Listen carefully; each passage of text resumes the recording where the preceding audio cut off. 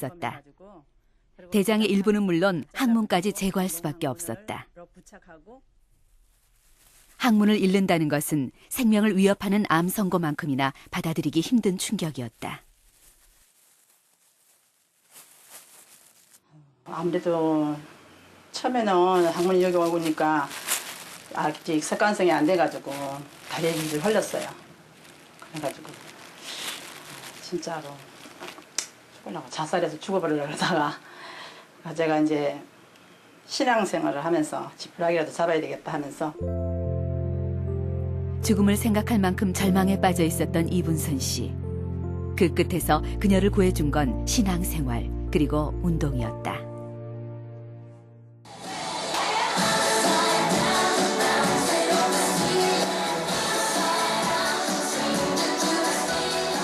처음엔 마음고생이 많았던 배변 조절도 시간이 가면서 숙달됐다. 그녀는 지금 다른 암 환자들을 위해 봉사하면서 살고 있다.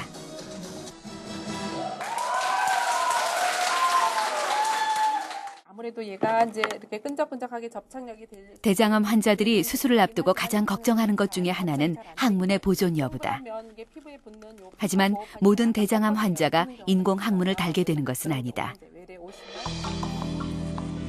대장은 결장과 직장으로 나뉘는데 암의 발생 위치가 항문과 가까울수록 인공 항문을 달 확률도 높아진다. 암이 항문으로부터 3에서 5cm 정도 가깝거나 항문의 괄약근에까지 암이 퍼진 경우엔 항문을 제거하고 인공 항문을 달게 된다.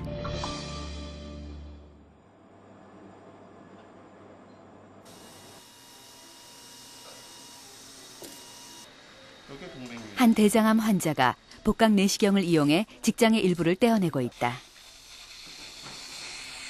이 환자 역시 종양과 항문의 거리가 1cm 정도로 아주 가까운 상황이다. 이런 경우엔 암을 완벽히 제거하기 위해서 항문까지 절제하는 것이 불가피하다. 항문과 함께 절제된 직장에는 6cm의 커다란 암덩이가 자라 있었다. 이렇게 항문을 떼어낸 경우 배꼽 옆으로 장루라는 인공 항문을 만들게 된다. 장루 위치 설정이라고 그러는데 굉장히 중요해요. 이 엉뚱한 데다가 이걸 해놓으면 평생 고생을 해요. 그러니까 요 동그랗게 좀 마킹해 놓은 거 있잖아요.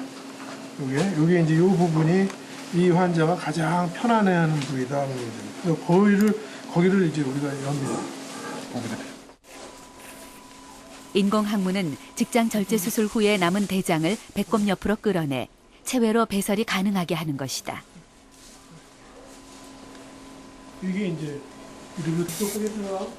최근에는 방사선과 화학 치료로 종양을 줄인 후 수술을 하기 때문에 항문을 보존하는 경우가 많다. 하지만 여전히 전체 대장암 환자의 5%는 배에 인공 항문을 만드는 수술을 받고 있다.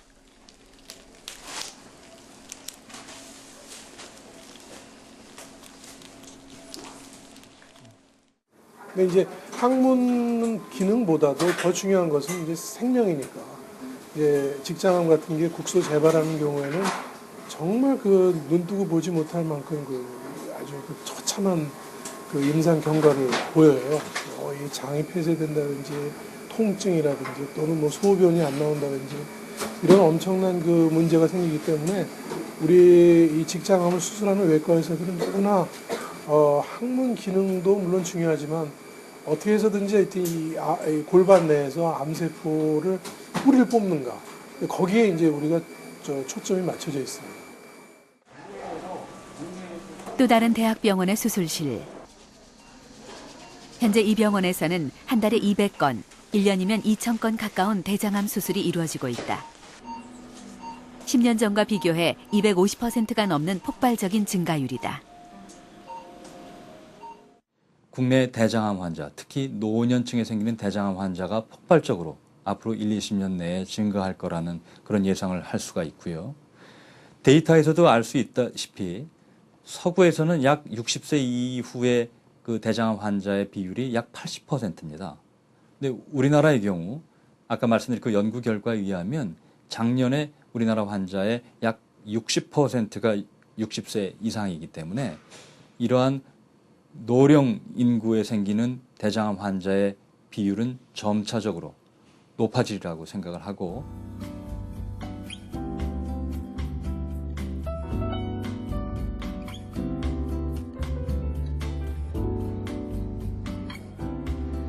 고기는 지금까지 대장암 발병 원인으로 알려져 온 대표적인 식품이었죠. 하지만 이 상식을 뒤집는 현상이 지금 전 세계적으로 나타나고 있습니다. 과거 대장암 발병률이 가장 높았던 미국이 최근에는 감소 추세로 돌아선 반면 그에 비해 육류 섭취량이 훨씬 적은 한국과 일본에서는 대장암 환자 수가 급격하게 늘고 있습니다. 과연 그 원인이 이 고기 때문일까요? 일본의 한 대학병원. 현재 일본은 대장암 발생률이 세계에서 가장 높은 나라다. 이곳에서 종양외과를 맡고 있는 다카시 우에키 교수. 그 역시 매일 수많은 환자들의 수술에 참여하며 대장암의 증가를 피부로 느끼고 있다. 일본에서 대장암은 상당히 증가하고 있는데요. 남성의 경우는 3위이고 여성의 경우는 대장암이 1위를 차지하고 있습니다. 일본에서 이처럼 대장암이 폭발적으로 증가하고 있는 이유는 무엇일까?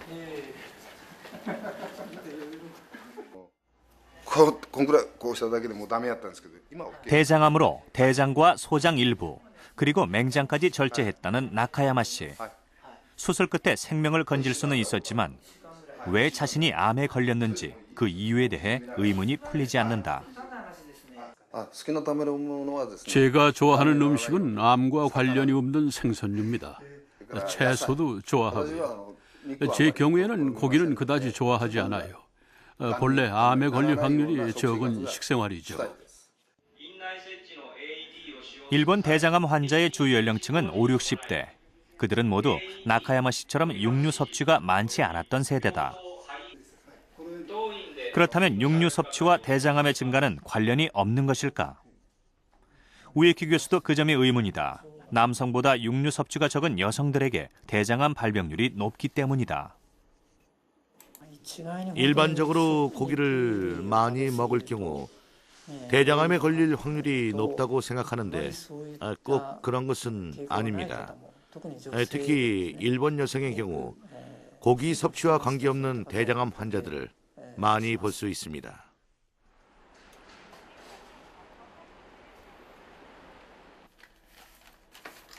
큐슈 의과대학 예방의학과의 스미노리 고노 교수.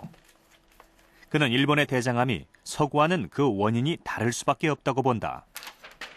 서구에서 대장암의 원인으로 꼽는 육류의 경우에도 현재 일본인들의 섭취량은 서구에 비해 훨씬 적은 편이다. 일본에서 고기를 많이 섭취하는 사람이 대장암에 걸리기 쉽다는 연구 결과는 없습니다. 그 이유는 일본이 서양에 비해 고기 섭취량이 상대적으로 적기 때문이에요. 일본인의 고기 섭취량은 전체적으로 70g이고 서양인의 경우 150g으로 일본의 2배나 섭취하고 있기 때문에 그런 점에서 벌써 차이가 있습니다. 그래서 고기 섭취가 대장암과 연관이 있다고 단정하기는 어렵습니다. 일본인들의 육류 섭취가 해마다 늘고 있는 건 사실이다. 그리고 대장암이 증가하는 것도 분명하다. 하지만 그 둘의 인과관계를 설명하기란 쉽지 않다.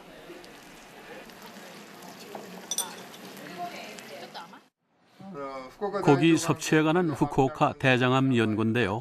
800명의 대장암 환자와 800명의 건강한 사람을 비교했습니다. 고기를 가장 적게 먹는 사람은 20g 정도고 고기를 많이 먹어도 평균 80g 이하예요. 고기 섭취량에는 이런 큰 차이가 있는데 대장암 위험도에는 별 차이가 없었죠. 기존의 상식으로는 이해되지 않는 대장암의 발병 원인. 현재 일본 의학계는 대장암의 이유를 육류 섭취가 아닌 다른 곳에서 찾고 있다.